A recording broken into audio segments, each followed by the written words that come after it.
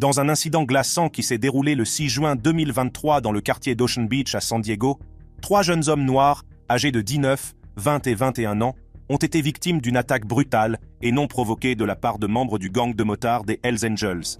Les victimes, qui se promenaient ensemble sur Newport Avenue, sont soudain devenues la cible de plusieurs motards des Hells Angels. Les conséquences ont été tout simplement cauchemardesques. L'une des victimes a été rouée de coups sans relâche, ce qui l'a rendue inconsciente. Une autre victime a été battue et poignardée sans pitié par le chef du gang, un homme identifié comme Troy Shoulder, âgé de 43 ans. Apparemment, l'homme qui a été poignardé à la poitrine a eu le sternum fendu et les médecins ont pu voir ses poumons. La troisième victime, dans une tentative désespérée de survie, a réussi à s'enfuir et à éviter les blessures. Des mois d'enquête approfondie menée par la police de San Diego et le bureau du procureur ont abouti à l'inculpation par le grand jury de 17 individus liés au gang de motards des Hells Angels. Ces inculpations portaient sur des agressions susceptibles de causer de graves lésions corporelles et plusieurs d'entre elles étaient assorties d'accusations de crimes haineux et de tentatives de meurtre. Dans tous les cas, les charges retenues contre les prévenus allaient de l'agression délibérée à l'implication après coup. Les autorités ont clairement indiqué qu'elles ne toléreraient pas la violence, le racisme ou toute forme d'attaque haineuse et non provoquée dans le comté de San Diego. Cependant, ce sont des crimes de haine comme celui-ci qui rendent la règle tacite « pas de noirs autorisés » peu surprenante. En 2000, Sonny Barger a déclaré « Si vous êtes blanc et pilote de moto, vous voulez rejoindre les Hells Angels. Si vous êtes noir, vous voulez rejoindre les Dragons. C'est comme ça, que ça plaise ou non. Nous n'avons pas de noirs et ils n'ont pas de blancs. » Le club de motards Hells Angels est présent dans le monde entier et compte environ 1,5 million de membres. Bien qu'il n'y ait pas beaucoup de membres noirs, il est important de noter que rien ne permet de penser que les hommes noirs ne sont pas les bienvenus dans le club. De nombreux chapitres des Hells Angels sont en effet majoritairement blancs, mais cela ne signifie pas nécessairement qu'il y a du racisme au sein de l'organisation. L'une des raisons possibles de l'absence d'hommes noirs dans certains chapitres pourrait être liée à des affiliations avec d'autres organisations. Si les accusations d'exclusivité raciale ne sont pas sans fondement, elles ne représentent pas fidèlement la diversité globale du club. Il est également possible que les hommes noirs choisissent de ne pas rejoindre les clubs de motards parce qu'ils ressentent un manque d'appartenance. Cependant, il est important de reconnaître que les Hells Angels MC ont un passé de discrimination. Bien que des efforts aient été faits ces dernières années pour accroître la diversité et réduire le racisme, il existe encore des cas de discrimination à l'encontre des membres noirs, que ce soit en termes de violence ou de racisme de la part de certains gangsters blancs. En outre, les micro-agressions peuvent jouer un rôle important en décourageant les hommes noirs de rejoindre les Hells Angels. Ces actes de discrimination subtils et quotidiens peuvent créer un environnement hostile et peu accueillant qui dissuade les individus de devenir membres. L'exposition répétée à des commentaires désobligeants, à des stéréotypes et à des comportements dégradants peut éroder le sentiment d'appartenance d'une personne et saper son désir d'adhérer à une organisation où elle risque d'être confrontée à des préjugés. Il est essentiel de s'attaquer à ces micro-agressions pour promouvoir l'inclusion et créer un espace plus accueillant pour tous, quelle que soit leur race ou leur origine. Bien que des progrès aient été réalisés dans certains chapitres, notamment en Europe, où la diversité est un peu plus grande, les Hells Angels restent majoritairement composés d'hommes blancs. Nous nous rendrons ensuite à Seattle pour une affaire qui montre jusqu'où certains membres des Hells Angels poussent leur loyauté. L'affaire commence avec la condamnation de Rodney Rollness pour le meurtre de Michael Santa Walsh, un homme connu pour sa barbe blanche emblématique et son rôle de Père Noël auprès d'enfants souffrant de troubles du développement. Ce qui rend cette sombre histoire encore plus troublante, c'est la raison du meurtre. Walsh avait prétendu à tort être membre des Hells Angels. Dans le monde obscur des clubs de motards hors la loi, une telle transgression avait des conséquences impitoyables. Rollness, accompagné d'un complice, a commis cet acte odieux pour mériter son Filthy Few, un symbole macabre signifiant qu'ils étaient tout prêts à tuer au nom du club. Les accusations qui ont suivi étaient aussi graves que les crimes eux-mêmes.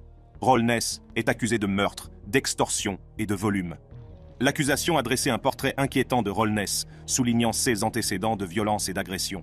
En 2001, avec l'accord du club, il a brutalement agressé un homme de 60 ans et lui a volé ses souvenirs des Hells Angels.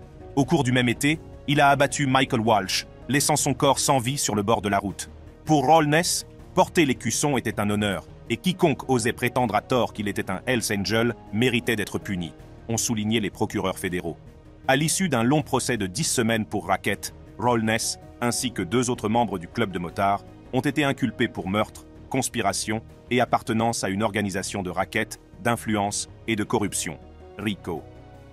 Cette affaire a démontré la détermination du gouvernement à lutter contre les organisations violentes, allant jusqu'à adapter la loi RICO, conçue à l'origine pour les syndicats du crime tels que la mafia. Les actions de Rodney Rollness nous montrent que l'une des pires choses à faire est de prétendre être un Hells Angel. Les Hells Angels sont connus pour leur fraternité très soudée et leur loyauté inébranlable les uns envers les autres. Les membres de ce club de motards d'élite tissent des liens profonds fondés sur la confiance, le respect et un engagement commun à l'égard de leurs valeurs. Lorsque quelqu'un prétend faussement être membre des Hells Angels, il porte atteinte à l'intégrité du club et de ses membres authentiques. Ce genre de tromperie peut avoir de profondes conséquences, une insulte aux valeurs fondamentales chères au club, et il arrive que certains membres poussent ce manque de respect à l'extrême. Aussi choquante soit-elle, cette réaction extrême de Rodney Rollness découle de la profonde loyauté et du dévouement dont font preuve les Hells Angels à l'égard de leur confrérie. C'est pourquoi vous êtes membre à vie. Oui, même si vous prenez votre retraite, vous restez techniquement membre. À moins que vous ne quittiez complètement l'institution, ce qui est différent. Assurez-vous simplement que vous êtes bien sorti. Cependant, il arrive que des membres soient forcés de quitter le club. Certains ont dû se dissocier du club en raison de problèmes juridiques, tandis que d'autres ont été expulsés pour avoir enfreint le code du club. Pour ceux qui ont été expulsés, certains estiment que la punition n'est pas suffisante et se sont même fait brûler leur tatouage Hells Angels, comme l'a rapporté le Duluth News Tribune. Certains membres choisissent de démissionner et doivent rendre tout ce qui est associé au nom ou au symbole des Hells Angels. La retraite de George Christie en est un exemple célèbre. Il a quitté le club alors qu'il pensait être en bons termes, mais il a appris plus tard qu'il était considéré comme mauvais et qu'il n'avait plus aucun contact avec ses anciens frères. Tout d'abord, nous allons nous pencher sur la condamnation de Brian Wendt, un membre puissant et influent des Hells Angels. En 2017, le ministère de la Justice a fait un geste important en inculpant des membres des Hells Angels, dont Brian Wendt, pour leur participation présumée à une vaste conspiration. Ces accusations englobaient des crimes graves, notamment le meurtre, le trafic de drogue, l'agression, le volume, l'extorsion, la possession illégale d'armes à feu et l'obstruction à la justice. Outre Brian Wayne Wendt, Jonathan Nelson et Russell Taylor Ott étaient également impliqués. L'enquête et le procès qui s'en est suivi se sont concentrés sur le meurtre de Joel Silva, un autre membre des Hells Angels. Nelson, Ott et Wendt avaient pris Silva pour cible en raison de problèmes perçus au sein du club. Les procureurs ont affirmé qu'Ott et Nelson avaient orchestré le meurtre de Silva et collaboré avec Wendt pour le mener à bien. Le meurtre a eu lieu à Fresno en 2014, Wendt tirant sans pitié une balle dans la tête de Silva dans le clubhouse de la section de Fresno. Le corps de Silva a été incinéré le lendemain, effaçant ainsi des preuves cruciales. Le complot visant à tuer Silva serait plus profond qu'on ne le pense. Il s'agit d'un plan élaboré par Brian Wendt, président de la section de Fresno des Hells Angels, Christopher Ranieri, président de la section de Salem, et Jonathan Nelson, président de la section de Sonoma des Hells Angels. Il s'étend donc de la Californie au Massachusetts. Cela montre à quel point les Hells Angels sont puissants et influents. Pour la petite histoire, le FBI s'en est servi pour inculper chacun d'entre eux dans le cadre de la loi RICO et monter contre eux des dossiers pour lesquels ils ont tous été condamnés à la prison à perpétuité. RICO est l'acronyme de Racketeer Influenced and Corrupt Organizations Act, une puissante loi fédérale promulguée en 1970 pour lutter contre le crime organisé et les entreprises criminelles. En bref, les Hells Angels sont une organisation très puissante. En fait, il s'agit de loin du plus grand gang de motards au monde. Fondé en 1948, le club s'est développé et compte aujourd'hui 425 chapitres répartis sur l'ensemble du globe, des États-Unis à Berlin, en passant par le Mexique. En ce qui concerne leur origine, deux théories différentes circulent. La première suggère que les Hells Angels sont nés le 17 mars 1948 à Fontana, en Californie, de la fusion de plusieurs petits clubs de motards. Otto Friedli, un vétéran de la Seconde Guerre mondiale, serait à l'origine du club après un conflit avec un gang rival au sein du club de motards Pissed Off Bastards. Une autre théorie associe la fondation des Hells Angels à Dick White, membre des Redlands Roadrunners, qui aurait créé le club le 15 novembre 1951 à San Bernardino. Par ailleurs, l'emblème des Hells Angels, la tête de mort, a été dessiné par Frank Sadilek, ancien président de la Charte de San Francisco. Les Hells Angels ont un système d'écussons semblable aux médailles militaires, chaque écusson symbolisant les actions ou les croyances spécifiques d'un motard. Cet écusson témoigne de la fraternité unique des Hells Angels et de leur code tacite. C'est la raison pour laquelle leur écusson ne doit jamais être détruit. Pour les membres des Hells Angels, leur écusson est tout ce qu'il y a de plus précieux. Il est sacré, c'est leur identité, et il ne doit jamais être détruit. En effet, on ne devient pas membre des Hells Angels par hasard. Seuls quelques-uns parviennent à passer le processus de sélection rigoureux, car le club prend son temps pour déterminer si quelqu'un possède l'engagement et la loyauté nécessaires. Ceux qui sont considérés comme des connaissances peuvent chercher à devenir des amis officiels, en trouvant un parrain et en obtenant l'approbation unanime lors du premier vote du chapitre. Toutefois, les Hells Angels font preuve d'une extrême prudence en soumettant les candidats à d'autres étapes qui peuvent s'étaler sur plusieurs années. Il s'agit notamment de passer du statut de compagnon de route à celui de prospect, avant de subir le vote décisif pour devenir membre à part entière. Il faut donc parfois une décennie pour devenir membre à part entière. Une fois qu'un candidat a prouvé qu'il était digne de confiance, l'ensemble de la section se réunit pour un vote décisif. Si la majorité est d'accord sans aucune objection, un nouveau membre du Hells Angels Motorcycle Club est initié. Mais avant même le vote, la transformation d'un candidat en Hells Angel à part entière est un long parcours qui peut durer plusieurs années. Comme l'explique Neil Hall dans son livre Hell to Pay, Hells Angels vs. The $1 Million Rat, Neil Hall explique qu'un candidat doit connaître personnellement un membre à part entière depuis au moins 5 ans pour être considéré comme digne de l'être. Nous nous rendrons ensuite à Santa Rosa pour explorer la vie criminelle de Raymond Michael Fowlkes, un associé des Hells Angels, âgé de 53 ans et ancien président de la charte de Sonoma des Hells Angels, s'est retrouvé au centre d'une affaire très troublante. Cet événement troublant a commencé lorsque Fowlkes a contacté une femme tard un soir, lui demandant de le rencontrer au clubhouse des Hells Angels, situé près de Frazier Avenue à Santa Rosa, selon le sergent Spencer Crum, du shérif du comté de Sonoma.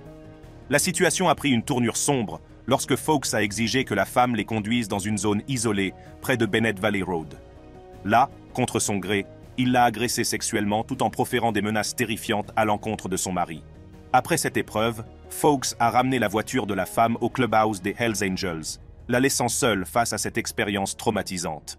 Incroyablement, la victime a eu le courage de signaler l'agression au bureau du shérif du comté de Sonoma, malgré les menaces qu'elle avait subies.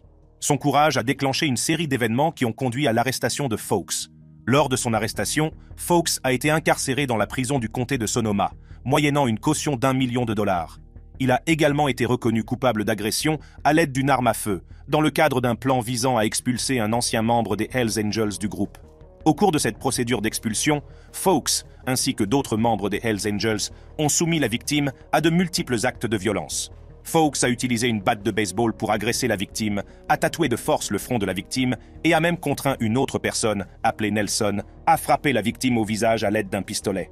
Ces actes ont valu à Fowlkes d'être reconnu coupable d'intimidation de témoins. Il avait agressé sexuellement l'épouse de la victime pendant que celle-ci subissait une sévère correction au clubhouse des Hells Angels. Pour faire court, il a inévitablement été inculpé de RICO et reconnu coupable d'association de malfaiteurs et d'association de malfaiteurs pour meurtre. Richard Fowlkes traite les femmes comme s'il s'agissait de sa propriété. Cela correspond en fait à la moyenne des membres des Hells Angels, qui considèrent leurs femmes comme des biens. Oui, vous avez bien entendu, mais il y a plus qu'il n'y paraît. Permettez-moi de vous présenter le contexte et de le décomposer. Dans le monde des Hells Angels, les écussons ont une signification particulière. L'un des écussons qui suscite beaucoup de débats et de discussions, en particulier parmi les femmes associées aux membres du Hells Angels Motorcycle Club, HAMC, est l'écusson Propriété 2.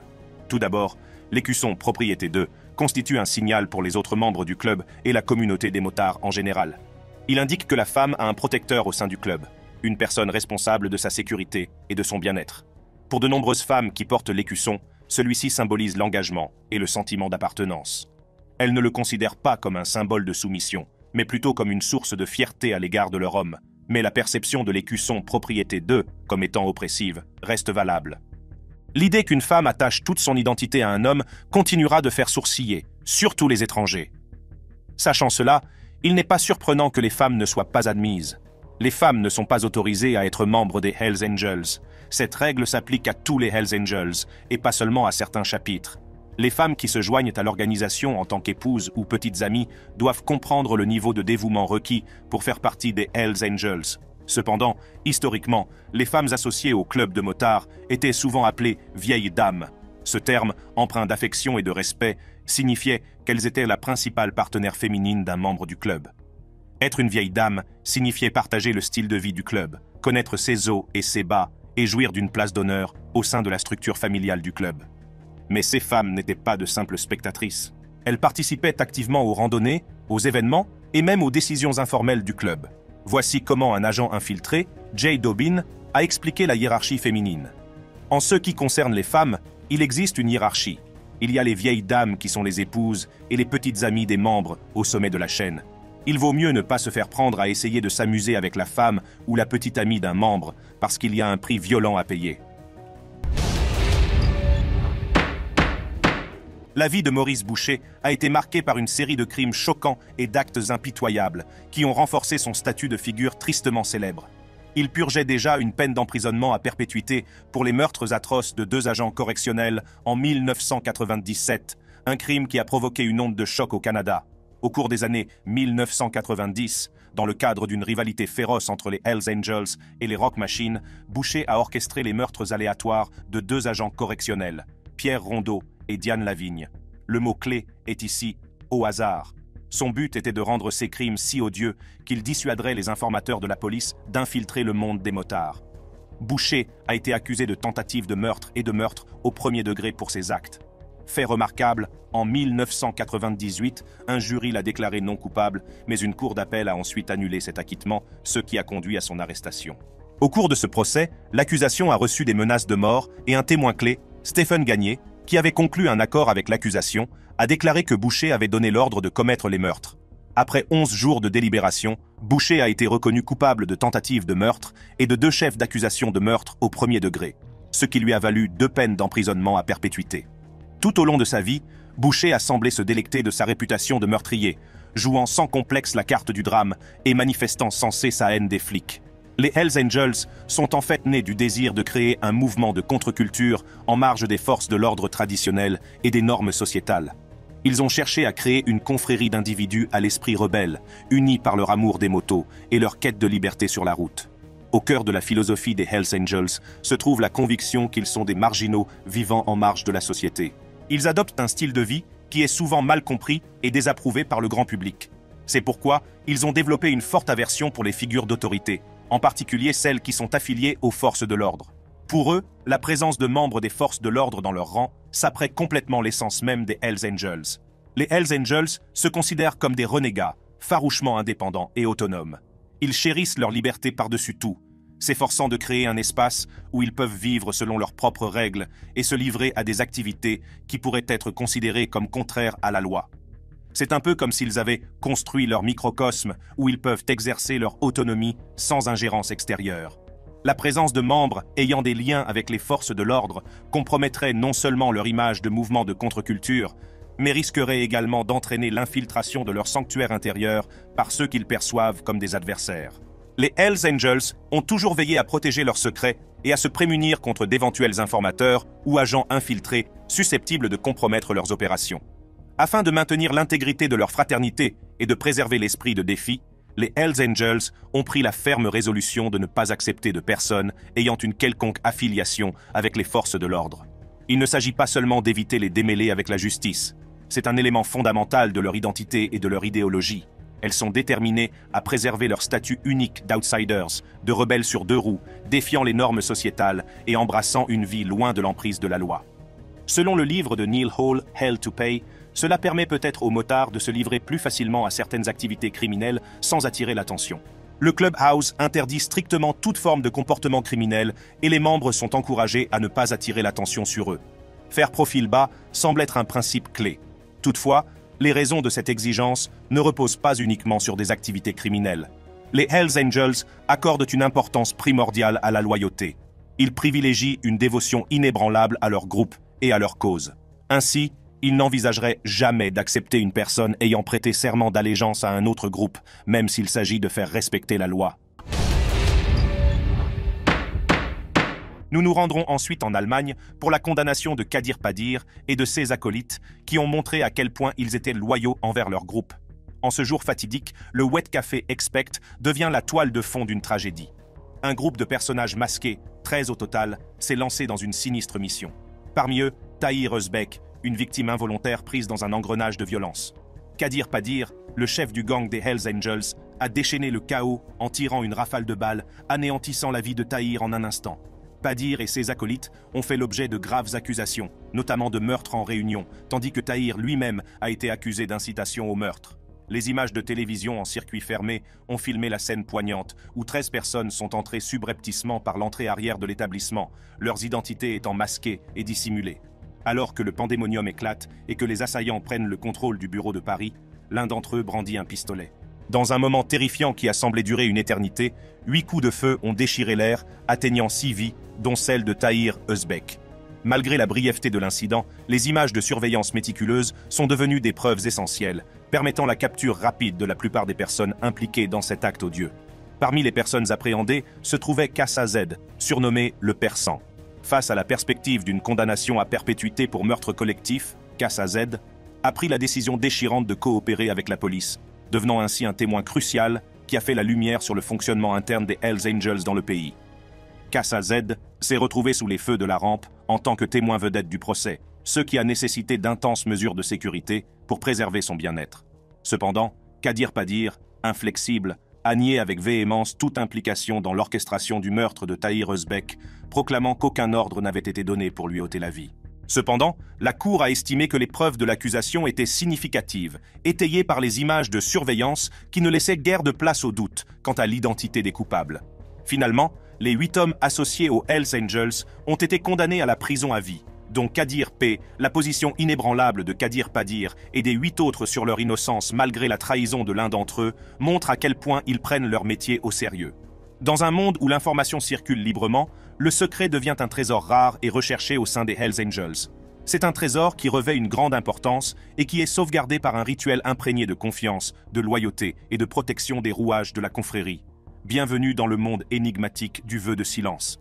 Lorsqu'un membre adhère au club, il prête serment de silence, un engagement inébranlable. Ce serment témoigne de son dévouement à la cause du club et de son engagement inébranlable à en préserver la confidentialité.